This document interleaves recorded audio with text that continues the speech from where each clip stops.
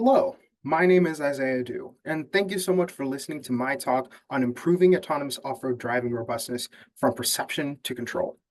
Now, one of the main challenges in off-road driving is just the complexity of the terrain. Unlike in on-road driving, there's just so much to take into account all of the time. So one of the main ways that you can try to make your system more robust is by having really, really diverse methods of control and essentially have several different inputs that affect your control outputs, as well as having several different ways of perceiving your environment. That way you can have a very large diversity and you can pick up on a whole lot of different things.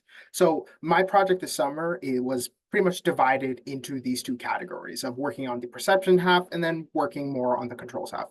To start with the perception half, one of my projects this summer was to work on developing a thermal camera mount system for the ATV. Now, the reasons we want to have thermal cameras are because they can see things that normal cameras can. For example, thermal cameras work at night while, regular stereo cameras don't. And something really cool that I learned this summer is that thermal cameras are actually really good at piercing things like fog and dust because the particles are just too small that they don't actually show up that much on the thermal cameras. Now, when designing these thermal camera mounts, there was a few main things I had to take into consideration. One, it needed to integrate with the already existing mounting stuff and hardware. And this because we just don't want to have to redesign the entire sensor package just to add one sensor. Additionally, we want to position the thermal cameras as close to the existing stereo cameras on the ATV as close as possible. And the reason for this is that having them closer together makes it easier for us to compare data between the thermal cameras and the regular stereo cameras, as well as potentially fuse data between the two. Because we're working in off-road conditions, dust is a really big problem. Dust can negatively affect electronics, so we want to try to protect the thermal cameras as much as possible from dust. And in the same vein, we also want to the cameras themselves to have a pretty sturdy outer shell. That way, things like impacts from branches or small debris won't actually damage the cameras. And because we're working with stereo thermal cameras, it's really important that everything stays aligned and that things don't vibrate a whole lot. So we want the structure to be pretty rigid and not allow for a whole lot of motion or misalignments during testing. So you don't have to constantly be recalibrating. And thermal cameras are more effective and when they can be cooled down, because when they're cooled down, because they are sensing heat in their environment, the heat they actually generate themselves can cause problems in terms of scaling the measurements that they're taking of the environment. So because of that, you want to try to keep your cameras as cool as possible, but because we're going to be working in hot conditions outside, cooling is a necessity just to make sure that these cameras are, one, getting accurate readings, and also two, not just overheating and failing. So the initial design that I created that you can see on the left was essentially just mostly focusing on creating the geometry of the camera enclosures as well as the mounting brackets themselves. And then I moved on to working on the cooling system. And then the final design was mostly working on small tolerance changes as well as adding a sun shield for the camera to prevent direct sunlight from hitting the camera, as well as providing more space between the lens and the outside world to prevent it from getting broken. At the bottom, you can actually see the final version of the mounts printed out of PLA, and the main mounting brackets were manufactured on a CNC out of 1/2-inch aluminum. Moving on to the second project that I had this summer. On the control side, my focus was on being able to take LiDAR information and to turn it into a slope cost function. As you can imagine, there's a lot of very hilly terrain when you're driving off-road, and a problem that you can encounter is that if the ATV decides that it's going to try to bank along a curve and that curve is too steep, then the entire thing could roll over, which is something we really don't want it to do. Additionally, just in terms of driving in general, you normally want the robot to stay on flatter terrain when it can, and to try to avoid hills that are unnecessary towards getting towards its goal. So how we do this is that we take the information from the LiDAR and create a basic terrain estimation, that you can see that in the top left-hand corner. And then by applying a Sobel filter to that, we can essentially just get the change in elevation along the y direction and the change in elevation along the x direction. We can convert that into a vector, which essentially just gives us the slope in the x direction and the slope in the y direction relative to the world's coordinate frame. Now, we want to put this in frame of the actual like ATV sitting on that point in the terrain estimation that we've made. So how we do that is that we take the cross product of those two, and then we get the normal relative to the terrain. And then that normal is what we assume that the z of the ATV when it's at that point is also going to be along that normal.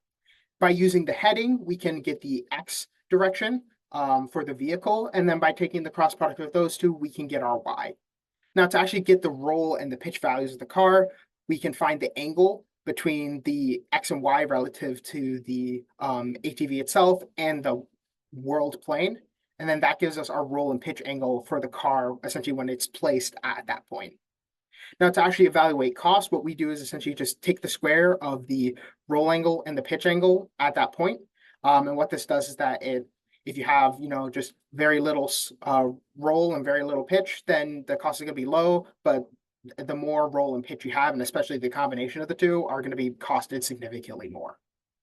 Now, additionally, because we don't want the ATV to ever be in a situation where it would actually fully roll over, we can set constraints on the roll and pitch that will invalidate paths and trajectories that are evaluated. And essentially how the controls for the ATV works is a system called MPPI, where it creates hundreds of different trajectories, evaluates the cost of each one, and then weights the control actions needed to follow those paths based off of that cost. So if there's any pathways that might lead to the ATV rolling over or flipping over, which is instead of roll, it's pitch instead, we want to just get rid of those paths because we don't want it to even consider those as viable options. And essentially what you do is that you just cost them at infinity. So in terms of the actual testing of this cost functions, I created two basic simulations. One was just a simple valley is what I'm calling it. It's essentially just a data set that pretends that there is two sloped areas and then just a flat region in the middle. And then by telling the MPPI controller to create all of these paths, we can then apply the cost function to see what the behavior would be. And the way that I denoted that in these visualizations is that green represents like low cost paths, red represents invalid paths, and yellow is pretty much everything else in between. For the simple valley, the slopes were set at 30 degrees, and the roll constraint was set to 25, while the pitch constraint was set to 45, essentially representing the fact that most cars don't mind pitches as much, whereas rolls are a lot more dangerous. So looking at the simple valley example, you can see that when the car begins to turn a lot to the left or the right, it's getting a lot more of that roll as it's making that turn, and thus those paths are being evaluated because the slope of the two sides of the valley is 30, while the actual maximum roll that we allow on the car is 25. However, when it's driving straight or when it's in that more narrow band in the middle, it's a lot safer. And like driving directly straight, it's only pitch, so that's not costed very high. But when you start, turning to the sides, you're getting a bit of roll and pitch being mixed in there, which is why those are costed significantly more. Now, the other type of simulation that was done was using real-world LiDAR data that had been collected previously by the vehicle. Taking that data, we can essentially pretend that it was actually running on the vehicle and then have it create all of those MPPI paths, which you can see on the right. And in the same vein, you can see that paths going directly forward on the more flatter areas are costed very low. However, you can see that there's a there's an elevated section towards the left that has a lot of invalidated paths because the slope in that area is too high for the vehicle to actually traverse safely. And then all the other paths are costed in the yellow range, essentially saying that it's somewhere in between not being viable and still being a place that it could technically go. Moving on to the thermal cameras, one of the main things I wanted to test was to make sure that the thermal cameras were actually being cooled effectively, because like I mentioned before, it's really important. So how I did that is that I took the camera enclosure that I had made, I sealed off all of the vents and essentially let it run for an hour just completely untouched, and then used another thermal camera to measure the temperature of the outside. And essentially, after letting it run there for an hour, we got a temperature of around 49.1 degrees Celsius, which is pretty warm for this technology when it's just kind of like running ambiently. However, then when I turned on the cooling system and essentially let it run for an hour again so that I could reach whatever the equilibrium state would be, you can see that we had a significant decrease of over 12 degrees Celsius over that period of time, showing that the cooling system does effectively decrease the temperature of the system and will allow us to be able to actually bring it out into the environment, hopefully without it overheating. So I've done a lot of stuff this summer, but there's a lot more that can be done.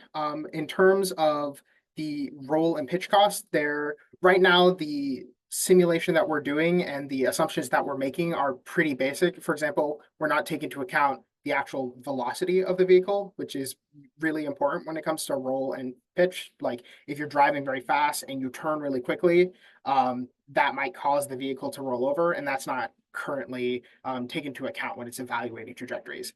Same thing applies for dynamics. So like the actual momentum of the vehicle and inertia of the vehicle aren't being taken into consideration. Additionally, we are assuming that the terrain at the center line of the trajectory is going to be equal to the terrain of the actual like ATV, and then the normal at that point is correct. And while that's true in a lot of cases, it's not true everywhere. Sometimes there might be some weird geometry where it might actually be better that instead of looking at the trajectory, the point along the trajectory itself, it would be better to instead look at the points of the wheels and then figure out the slopes at those points. Moving on for the thermal cameras, one of the things that we want to do is actually test to see how well the thermal cameras work in off-road conditions. Right now, all the testing that's been done is pretty much just at room temperature inside the lab. So we want to actually make sure that the system is robust enough to actually work in the more hazardous conditions in general. We also currently the thermal camera enclosures are printed with PLA plastic, which, while very versatile, is not super strong. And because we're going to be taking it into this environment, we want to print it out of a significantly stronger material. So that might be polycarbonate or TEPG. There's a bunch of different options, and we want to test a whole bunch to see what would work best in our use case without affecting the cooling too much, because all these thermoplastics have different thermal properties. And then finally, we also want to, the thermal cameras have not been fully integrated with the actual electrical systems, which kind of limits the amount of testing we can do. So now that we actually have the mounts created, we want to start working on getting data, power, and everything that the cameras need up to the mounting position at the front of the vehicle. So I would like to thank pretty much everybody in the risk program that I've encountered with. I've had a really fantastic time this summer. I'd especially like to thank Rachel Morgan and Dr. Dolan. They did a fantastic job running the program this year. I'd also like to thank Dr. Scher and Dr. Wang for hosting me in the Air Lab, as well as everybody in the Air Lab.